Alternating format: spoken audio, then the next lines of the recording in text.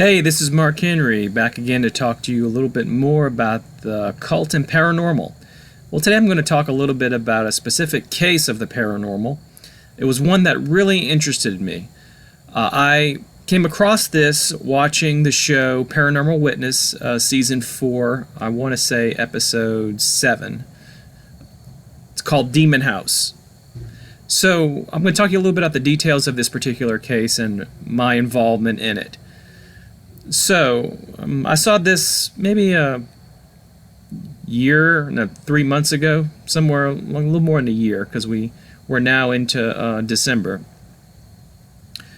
So in any case, the story takes place in Springfield, Louisiana. Now, Springfield, if you've never been there, is a very small town. It may even be considered a village. It's less than 500 people, very rural. It is about 25 miles from my house, so it was actually a very good location for me to go and take a look at this particular house that this took place in. But I'll get to that later. So this particular house, there was a married couple that moved in. It was a foreclosed home. They moved in with their child, and shortly thereafter, the female of the house, Janine, she started to get the feeling after moving in and doing some basic renovations. What they were doing is that they were living in their camper, and then what they were doing is actually going to the house and working on the foreclosed house, making the repairs and that sort of thing. So it was very much a fixer-upper. They were kind of doing that kind of on a daily basis. So she was going in there and doing some things, and she started to notice that she felt like she was being watched. And she would look around, there was no one in the house. She would call to see if there was anybody there, but it was just, one of those things. And she kind of chalked it up to, her just being in a new house and, her imagination. So, as time went on, she noticed some other things. For example, she would go and turn on the radio, and she would work and do some painting and various other things. And after maybe 20 minutes, she noticed that the radio went off. So she would go and, it was off, and, the button was depressed. She pushed in the button of the radio in order to play it, and now it was upright, as if something caused it to completely shut off physically. So, that gave her some pause to think, but she still kind of dismissed it, okay? So the next thing that happened, a few weeks later, and by the way, they moved in September of 2013, and they left in January of 2014, so that is about 5 months they were in that particular house. Getting back to the story, the next thing that happened is that she was doing some work in the kitchen, and she noticed, that she was being watched again, and then which she actually found herself being actually pulled back by something pulling her hair, and not even pulling her hair. She was yanking this woman's hair. Didn't sit well with her, freaked her out. So she went and talked to her family, talked to her husband. Noticed that was some strange things going on with her child. Her little boy was speaking to invisible people, and she kind of thought it was just kids having an imaginary friends. And she asked him, who was he talking to? And she said, yeah, I was talking to one of my friends. And she said, well, what do your friends say? And little boy said that, well, he's saying that I need to be his friend, otherwise he will hurt the family. So usually imaginary friends don't talk to little kids that way. So that made her very nervous. Things started escalating. It escalated in intensity from the time that she felt like she was being watched. The next thing that happened is that, she was upstairs. There was some carpet that was pulled up a little bit. It was cut, torn, something like that. And she was messing with it again, doing renovations. And she pulled it up and noticed these very much sinister-looking occult symbols. She interpreted them as satanic.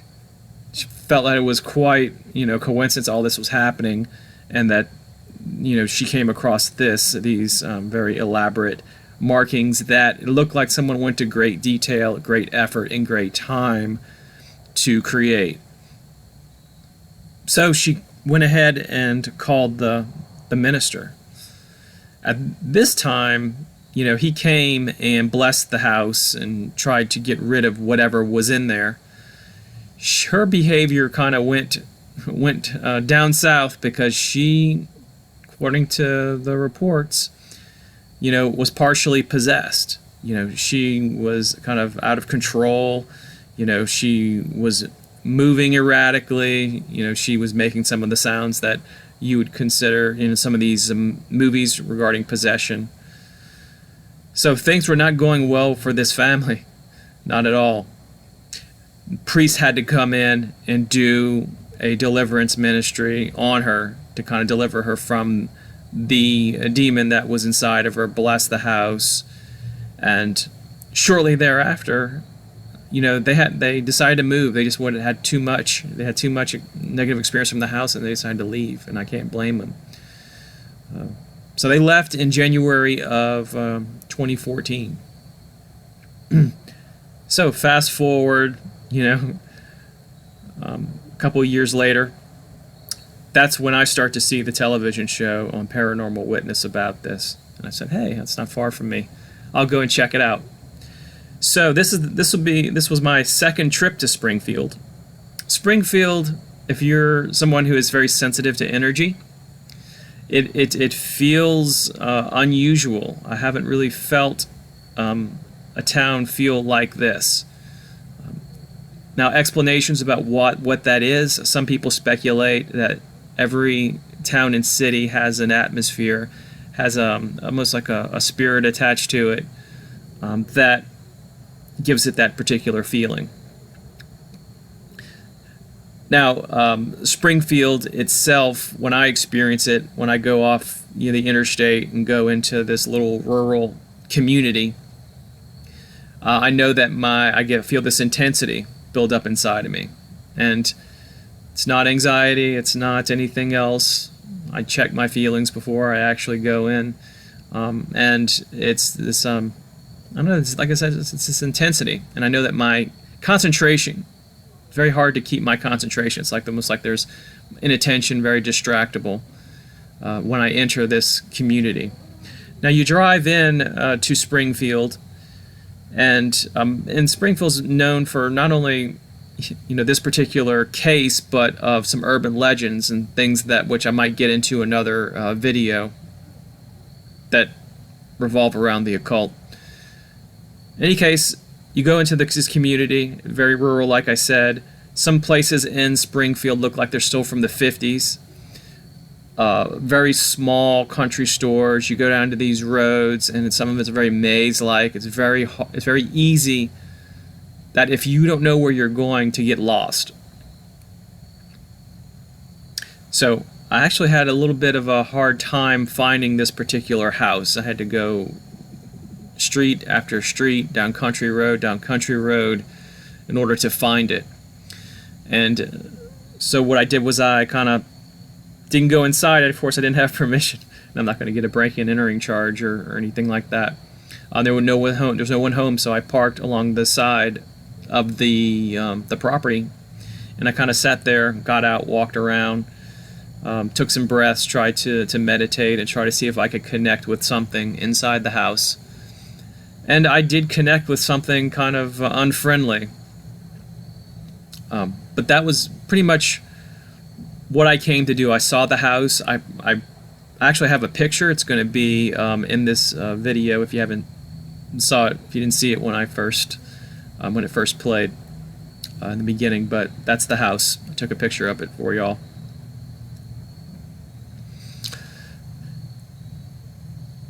So I experienced that. I got in my car, pulled off, went a few feet. My car It almost stalled. It stuttered. This isn't a good sign.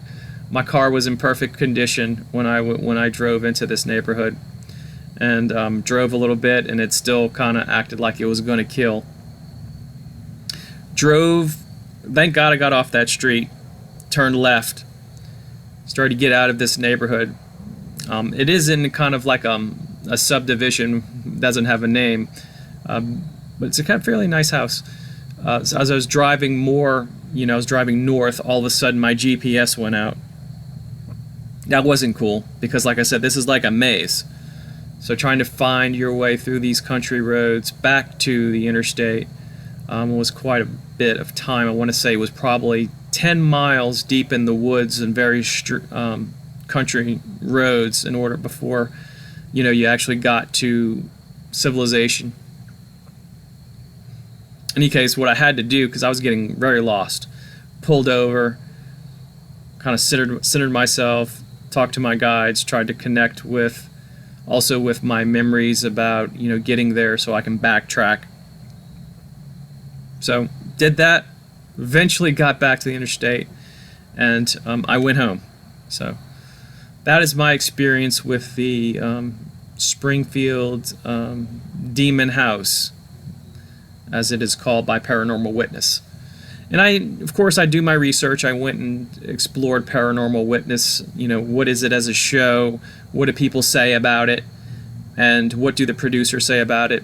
What they're saying is that with their particular show, which is unlike a lot of these ghost hunting shows, is that with Paranormal Witness, it's basically reenactment. So they do very thorough investigating, and they don't just take one person's word. They will actually go and talk to that person. They'll talk to people that they know, other people, independent witnesses to corroborate some of these things. So it isn't just a bunch of people trying to make up a story. So I give a little bit more credibility to Paranormal Witness than I would to some of these ghost hunting shows, because as someone who has done work doing paranormal investigation, most of the time you don't really get much of anything. So when I see these shows week after week coming up with these things, I'm like, don't know.